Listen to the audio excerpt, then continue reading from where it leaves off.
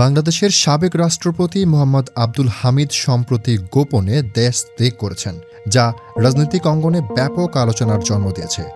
গত ৮ মে দিবাগত রাতে তিনি থাই এয়ারওয়েজের একটি ফ্লাইটে ব্যাংককের উদ্দেশ্যে ঢাকা ত্যাগ করেন। আব্দুল হামিদ আওয়ামী লীগ সরকারের সময় টানা ২ মেয়াদে রাষ্ট্রপতির দায়িত্ব পালন করেন। তবে ২০২৪ সালের জুলাই মাসে ছাত্র জনতার গণ অভ্যুত্থানে আওয়ামী লীগ সরকারের পতনের পর থেকে তিনি জনসম্মুখে কমই দেখা দিয়েছেন। তার গোপন দেশ ত্যাগের পেছনে কয়েকটি কারণ উঠে এসেছে। প্রথমত, তার বিরুদ্ধে কিশোরগঞ্জ সদর থানায় একটি হত্যা মামলা দায়ের করা হয়েছে, যেখানে সাবেক প্রধানমন্ত্রী শেখ হাসিনা ও তার পরিবারের সদস্যদের নামও রয়েছে।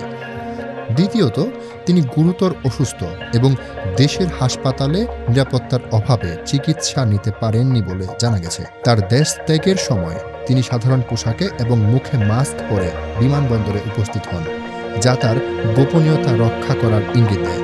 এছাড়া তার দেশ ত্যাগে কারা সহায়তা করেছে তা নিয়েও প্রশ্ন উঠেছে।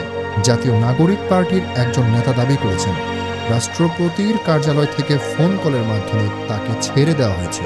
এই ঘটনার পর সামাজিক মাধ্যমে ব্যাপক প্রতিক্রিয়া দেখা গেছে। নেটিজেনরা প্রশ্ন তুলেছেন, কিভাবে একজন অভিযুক্ত ব্যক্তি গোপনে দেশ ত্যাগ করতে পারেন এবং এতে কারা সহায়তা করেছেন। সাবেক রাষ্ট্রপতি আব্দুল হামিদের গোপনে দেশ ত্যাগ বাংলাদেশের রাজনৈতিক অঙ্গনে নতুন প্রশ্নের জন্ম দিয়েছে। এই ঘটনার পূর্ণাঙ্গ তদন্ত এবং দায়ীদের চিহ্নিত করার দাবি সাধারণ জনগণের।